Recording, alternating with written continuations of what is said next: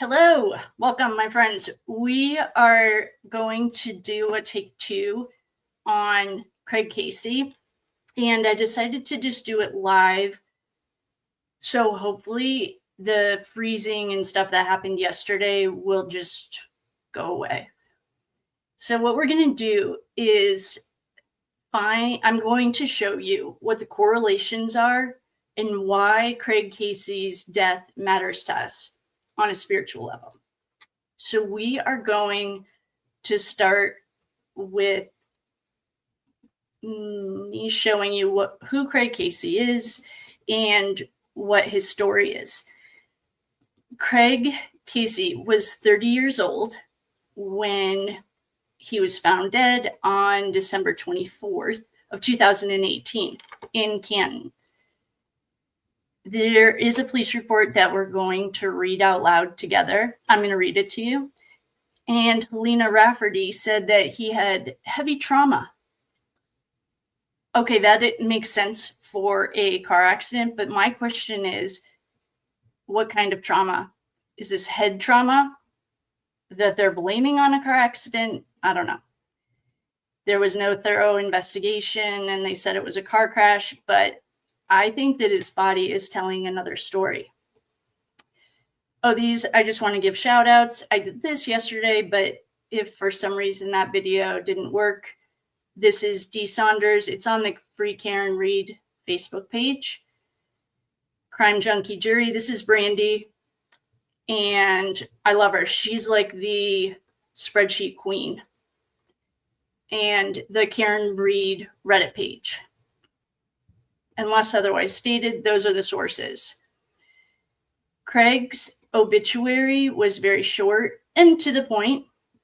He was of Stoughton, formerly of Dedham.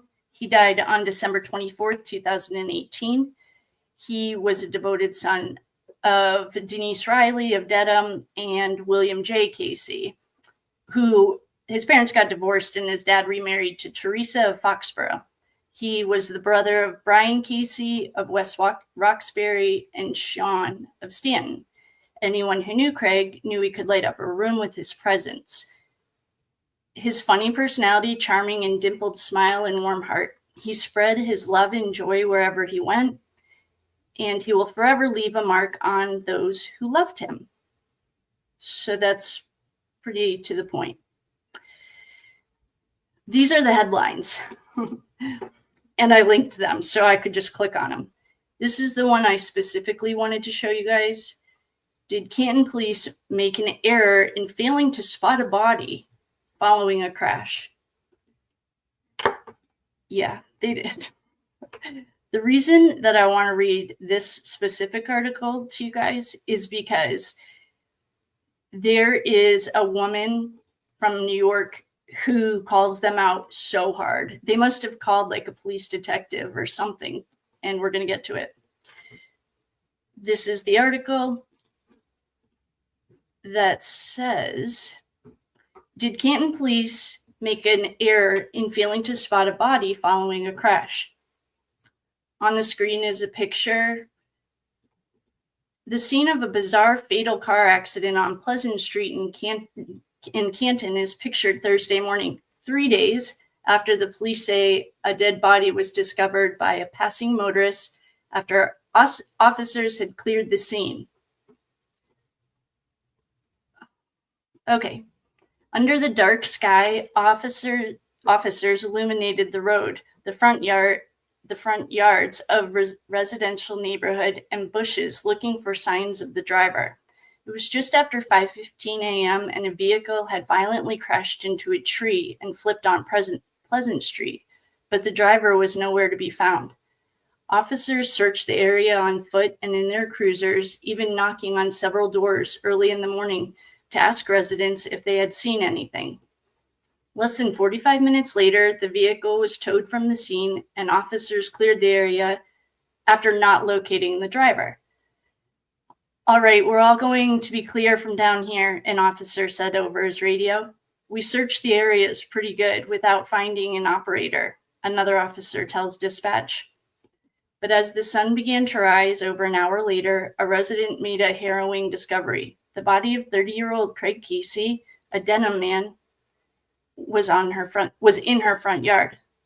None of the responding officers or anyone else, including several neighbors, the tow truck driver, or the DPW workers saw him.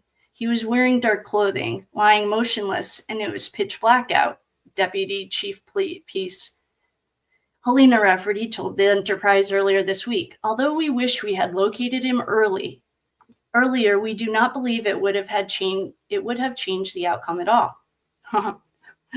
And now we have common sense. But Joseph Galone, I don't know how to pronounce his last name, Galone, a retired New York NYC Police Department detective sergeant and current adjunct, he's a professor at John Jay College of Criminal Justice, disagreed with Helena, reasoning for not finding the man. First of all, it's not anybody else's job but the police to find the victim or the perpetrator. It's not the tow truck driver's job. It's not the town worker's responsibility. It's the police's literal job to find the person. Police said that they thought the driver had fled the scene, and they thought their belief was confirmed after a lengthy search of the area with no results. They were also aware that Casey had fled the scene of a significant sideswipe crash, Rafferty said, about 2 miles away in Stanton, just minutes before the Canton crash. But Casey was later found with heavy trauma. This is what I'm wondering. Does it look like John? Rafferty said, later Casey was found with heavy trauma, Rafferty said. She didn't indicate whether the police believe he may have been ejected from the vehicle when the crash occurred. It's not their call to say the outcome would have been different if they had found him sooner. We're not doctors, we're cops. I don't know where she got her medical degree, but we don't comment on things like that. This is why we're reading this specific article. It's not uncommon for drivers to be ejected 50 plus feet as a result of a violent crash, said this NYC detective. He said common police practices call for a thorough canvass of the area if a driver isn't immediately found on the scene. What kind of clue did they look for? Sometimes there's a blood trail. There could have been other debris, shoe, clothing. Patrol cops should have been able to find that one. Broken glass from the vehicle was still visible in the roadways days after the crash. This person agrees with Rafferty.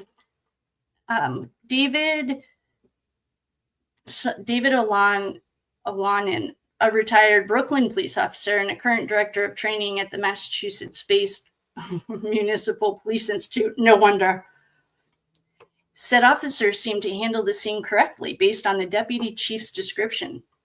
He works for MSP. Protocol looks right, he said in a brief email. Not technically MSP, but he is employed by the Massachusetts-based MPI, Municipal Police Institute. So it's not in his paycheck's favor to disagree with her. In my humble opinion, there are no facts here, except I'm literally reading you guys a newspaper article. Protocol looked right.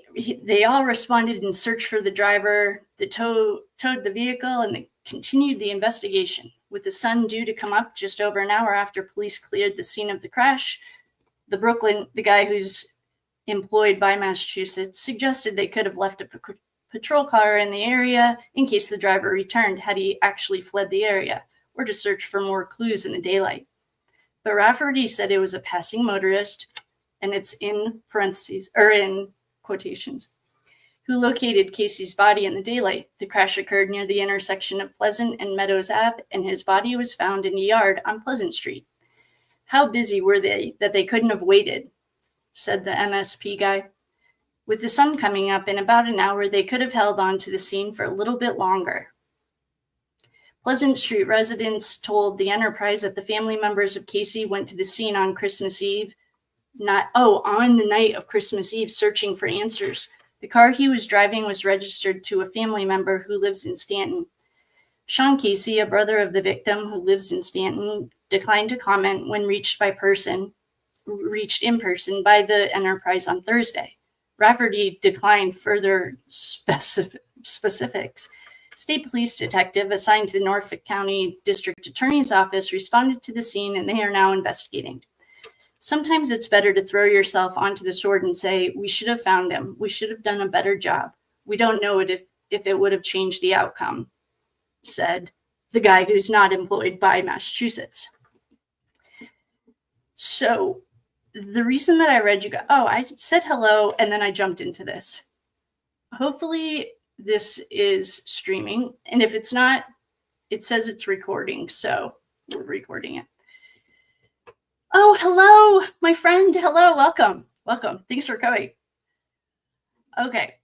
The next thing that I wanted to show you guys were some of the headlines. So we have the audit of the Canton Police Department was released on the first day of the Karen Reed trial. We have officials. The victim, this is on Boston News, the victim of a fatal Canton crash found on nearby lawn hour after police left the scene. Police ID a Canton crash victim. Body was unnoticed at first. The Patriot Ledger. I don't have a subscription to the Patriot Ledger, but they are the ones that Reddit quoted. And so these are just some of the headlines. Then this is a picture of the crash that the newspaper, The Enterprise, took. The reason this location is about to become very important, and I have to be really careful that we don't get demonetized, because we're about to go into a place that is not of the light.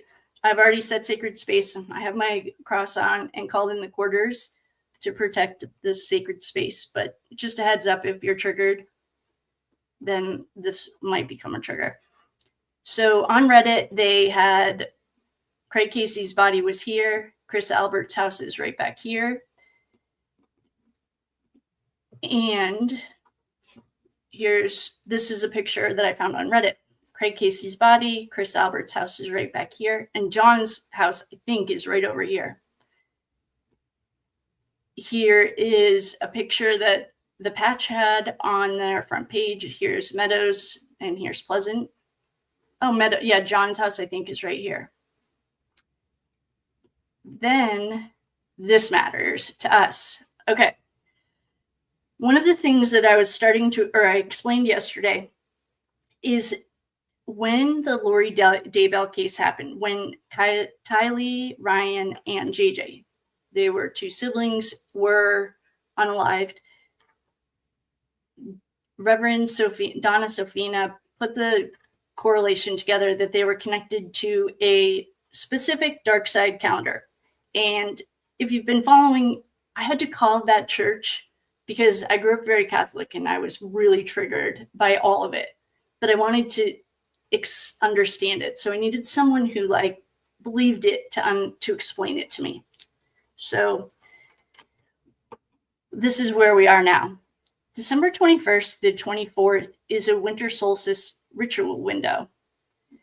It's a high ritual period of the dark side. I don't know what we can say on YouTube, and I don't really want to get demonetized for it, but I do think it's important to give you context. The dates, and I'm going to pull it up. I have the calendar right here, is associated with fire, humiliation, and human unaliving. Craig was found on the final night of this ritual, and perhaps he was the mirror or the offering before John. So it was a mirroring. We're going to get into it. Don't worry. If you're confused or you're triggered, I get it. Okay, here is a list of the holidays. This is the calendar that I put against the cases that we're working against. I overlap them because they all happen to coincide with this. And I didn't put the 8 people missing in New England on it yet. Here's the ritual name. And this is a winter sacrifice. I don't know. it's a Yule sacrifice and a winter sacrifice. Craig Casey's body was this is my opinion, it was offered during the darkest night. It's a humiliation ritual. And then I'm going to pull up the calendar if you guys want to see it, just in case. This is the link, and I might have to be coded because I have no idea what we're allowed to say on here. But if you're interested, I don't have it pulled up yet, but I will show you guys the spreadsheet that I made. So most of the time, in my experience with our cases, if you just look at this calendar, most of our stuff coincides with it. So here is anyone. It's there's a lot of details in here that we can go into. I just can't say them. This is the website that I am building. I shared it with one of our friends. This is a loop. So Craig Casey and John O'Keefe. The overview were 2 deaths 4 years apart on the same ritual grid. There was the same silence. Craig Casey was December 24th, 2018, and John O'Keefe was January 29th of 2022.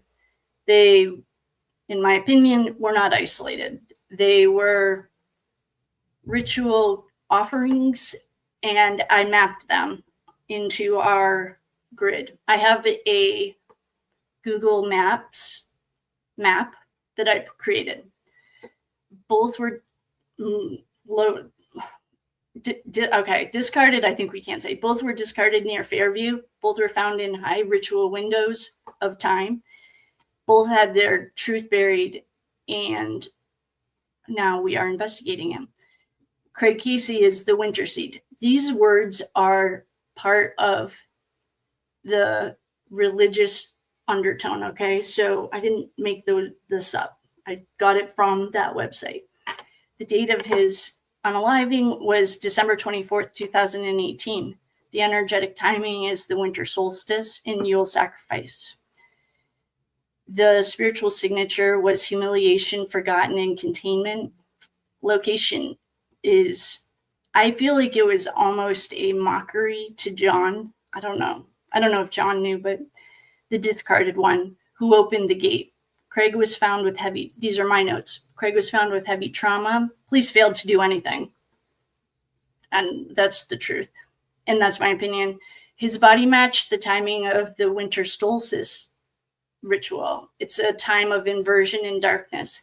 I noticed a comment about the inverted video or the mirrored flipped video that they use the word inverted. And one of our friends said it's not inverted, it's flipped.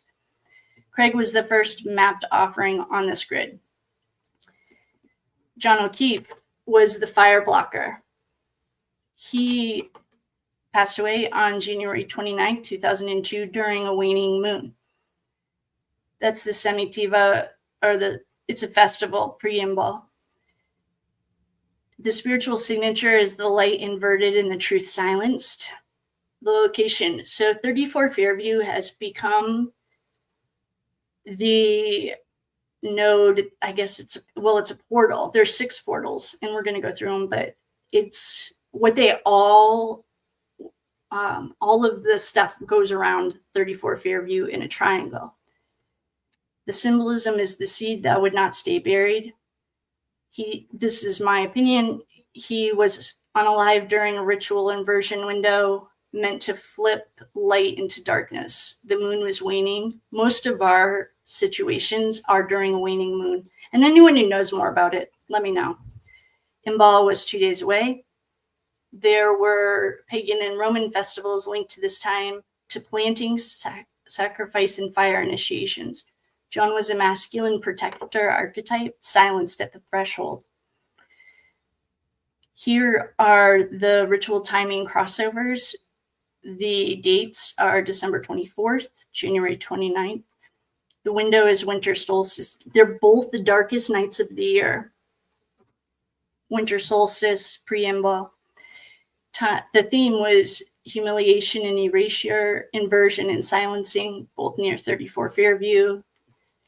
The outcome was Craig opened the gate and John closed it. Craig was the first echo. John was the fire bearer, the one that they couldn't erase. Craig's unaliving activated the grid, and John's death exposed it. The public spell began to unravel when people were remembering Craig. Well, there's a lot that went into that. It was designed to loop the containment, the seed of trauma in the land. So Craig was the seed, reinforced the silence through inversion was John. The hijack, the narrative through deception was framing Karen Reed. But we worked on that. Each person isn't just a tragedy, it's a marker. There's coded locations in the battle. So this is a spiritual battle. I've said that a million times. We're in the middle of a spiritual war. If you don't know that, that's okay. You're on the sidelines. Don't say put me in, coach, because you're good over there. If you do know, then I have protection prayers. I highly recommend putting them on in the morning and at night.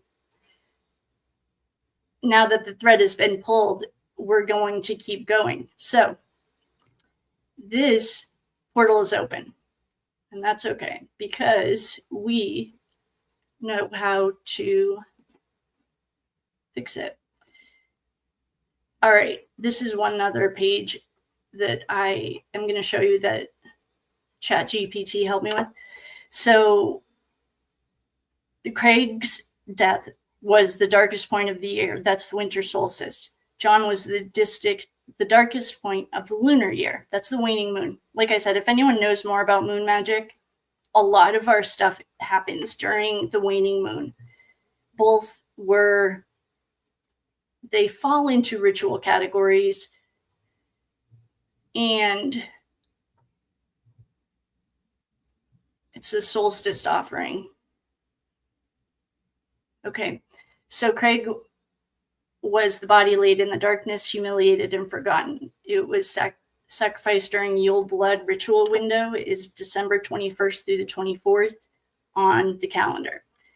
Energetically aligned with erasure, containment, and humiliation, and he left an unclaimed energetic node on the land. It opened a ritual gate that would later have John.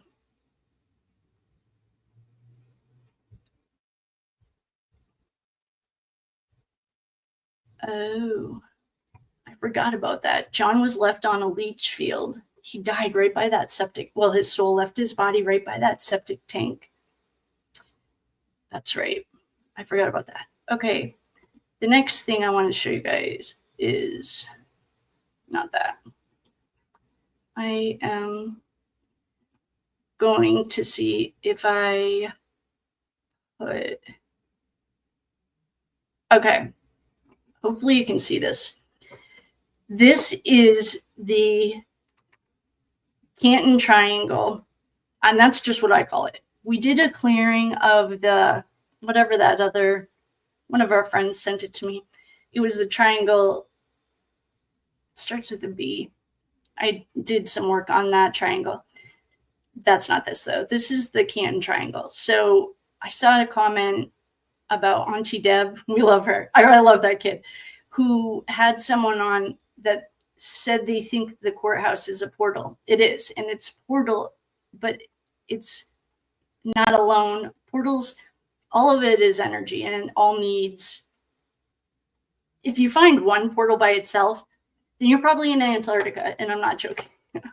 So they all feed off of each other, but this is our triangle. We have the well, which the courthouse has been built on top of it, or they've done construction, so you can't see it necessarily anymore. I can tell you how to get there if you're down there and you want to, but I can give you the directions. But it's in the well, in the courthouse. It's an energetic map. Remember, we're not moving through time and space the way that we understand it. We're moving through time and space as though we're all one, because we are. And we just happen to be in meat suits. Okay, so this is in Denham. This is the Norfolk County Courthouse. Then we come down here to, there was a comment, and I don't know where I found it, but for some reason it must have been enough to me at the time that I screenshot it and I kept it. It was, I think, a guy explaining that Brian Albert was seen at the old Canton airport. And I found it in the last couple of weeks. And so after working on the land, it is a node. It's a part of this. So we have the Norfolk County Courthouse. We have the Albert's house. This right here, straight up portal. And that's why she was so tender. She's been used for nefarious reasons. We knew that. Then we have the well, the runway. I also put Craig, John, and Sandra. Sandra has not been forgotten. Sandra is not on the back seat either at this exact moment. We're just focusing on Craig. So these are part of it's a triangle, and all of these energies feed off of each other. But this right here is the soul. This is the the main point for the darkness. And I think, this is my personal humble opinion, that Brian Albert had a blocker, scrambler, whatever the police things are. You can order them on YouTube or on Amazon. It's like a scrambler. So phones don't work. I've said this before. But everything leads back or funnels around 34. This is an energetic hotspot. So I do think that Craig was the beginning of a ritual. Rituals, not always, but hi, everyone. Oh, good. Hi. Oh, thank you, guys. Hi. Welcome to hi, everyone. Thank you so much for the super sticker, my friend. Oh, I'm so glad you're here. Thank you guys so much. Oh, welcome. I'm so glad you're here. Yay. Hi, everyone. The Ruby Frankie case. Yes. Don't worry. It's not terrifying when you understand it. So we can go through. And it's also important to remember that this is a spiritual belief that some people were born with that are as deep as, like, for me, Catholicism. Like, even in class, I've noticed, hello, friends. Even in class, I've noticed, like, I'll get triggered by something that a normal or non-Catholic background wouldn't even notice. So it's very important and to remember to be mindful that some of these people grew up with this. Lori Daybell and Ruby Frankie did not, though. They have free will, and they decided that they were going to go to the dark side. That's their free will. But don't worry about being afraid. There are prayers. I posted them yesterday under a video. Literally, I've heard amazing things about them. I just said them all the time, and then a couple of my girlfriends started using them. Grab them. They're free. And all you can do is protect yourself. We can't change anyone. That's their thing. But once you understand that it's part of a spiritual or ritual, whether it's dark side or not, it helps. Well, it all makes a lot more sense when it's following a calendar. And our 8 people from New England that are missing, they're not missing, that are, they thought it was an unaliver, all match our calendar, which makes sense. It makes sense because all of the land has been hijacked for, in my personal opinion, nefarious reasons. So they're using it for dumb stuff. And to me, it's dumb because I'd rather work for the light. Okay, let's go back up here. Thank you. Welcome, my friends. Oh, please don't be sorry. Oh, Inside Your Bones. I've seen you before. Don't be sorry. I just decided to go live because I saw the comments that the computer froze, and I didn't want to have to do this again. I had to do it twice yesterday because I was so wound up when I was reading the police report from Rafferty that I couldn't make it public. So I gave it to the members and said, enjoy. And then I made another one for the public, and then it didn't work. And I was like, all right, we're doing this one more time. All the ritual days, I went in deep on that one and made it. Welcome. Oh, good. Welcome. The other one, yes, Ruby Frankie is, yeah, we might be dealing with some mental health. Like, I think, I don't know. I don't want Ruby, I don't have an opinion on her as much. And don't remember not to be afraid, especially some of these people were born into this. A lot of them were actually. I have two examples of, what is that saying? Absolute power corrupts absolutely. Diddy was not born into this, but Diddy, in the Diddy trial, actually, I just noticed this yesterday. They had 50 freak-offs before winter solstice because that goes into rituals. It's ritual magic, and it's part of it. Well, welcome. I'm so glad you're here. Thank you. Drama must remain on the stage. Oh, I love your name. Thank you so much for the super sticker. I love you. I love you.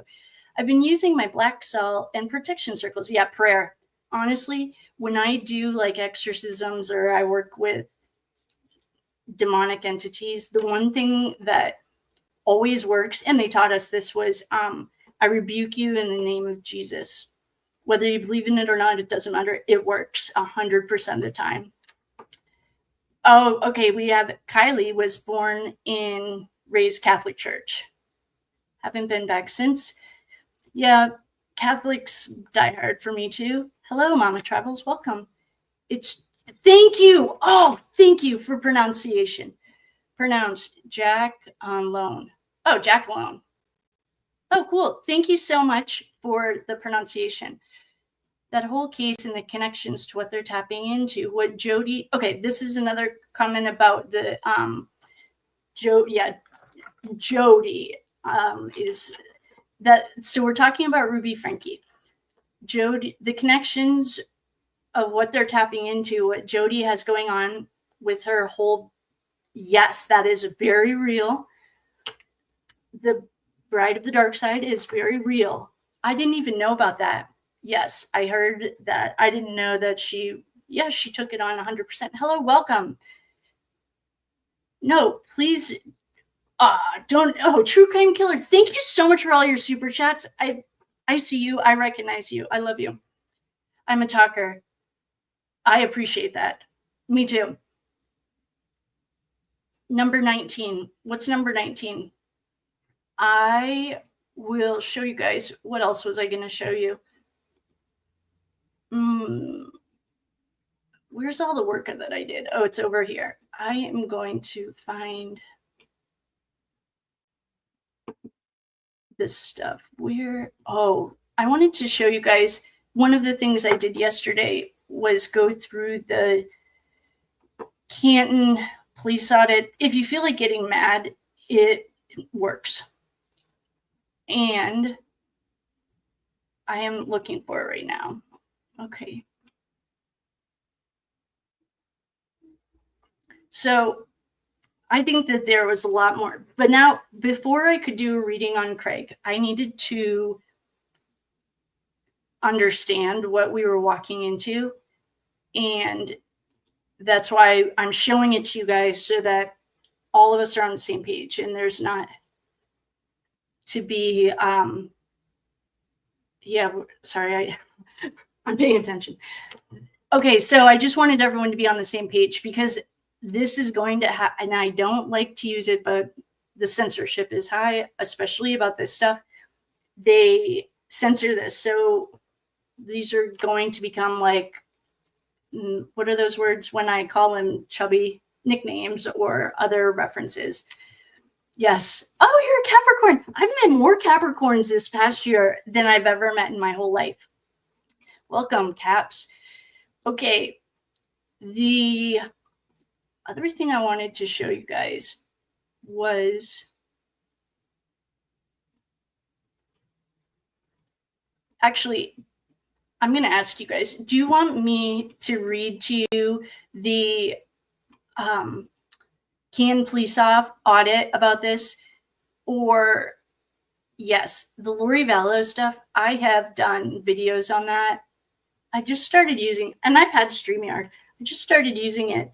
The Lori Vallow, oh, you know what I'll show you is the master spreadsheet that I made. It's a master, but it keeps getting edited because I keep finding things that apply to it.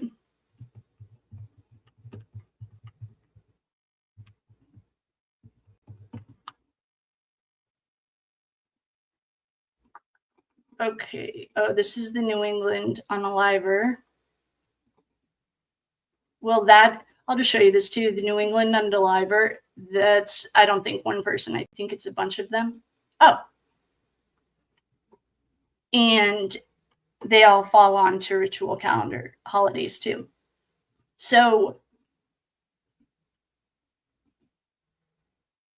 this is the New England Unaliver calendar. Oh, this might have been just when I was building it. Okay, here's the rituals. Here are the dates that the people were found. Hopefully you can see this. And the dates, the location, and it aligns with the calendar. Because, so they're not random. They're all happening based on a specific calendar. The calendar, like I said, I had to call them that church because I grew up Catholic. I was afraid of it. And I just needed to talk to someone who could explain it to me. So knowing this aligns with our calendar, we know it's not random. What they're trying to do is hold the land. The land holds memories. And when they can capture the land, then they can control more things. So that is the calendar.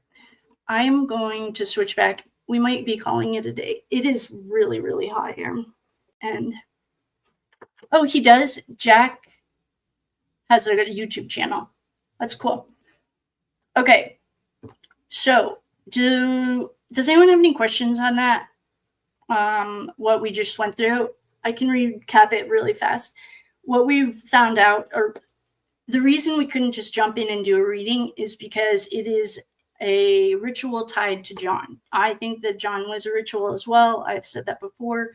It happened on a waning moon. Most of the stuff now that I'm looking into it, has to do with the waning moon. The Craig thing, I think, was almost a test run. Like, how will this work if we just leave someone on the lawn? And then they did John. I also think that they were taunting John because it was like 3 houses from his house. So that's the recap. These were rituals, and in my personal humble opinion, based on looking at the calendars. And now that I've showed it to you guys, the 3rd time's the charm, hopefully I won't have to do it again, and we will all be on the same page. And I love you guys very much. Thank you for coming, and I will see you guys later. Thanks for coming. I love you. Thank you. Yeah, no problem. Oh, Enrique is. Oh, good. One last thing before I say goodbye. Enrique is having a grand jury on this, on the rituals.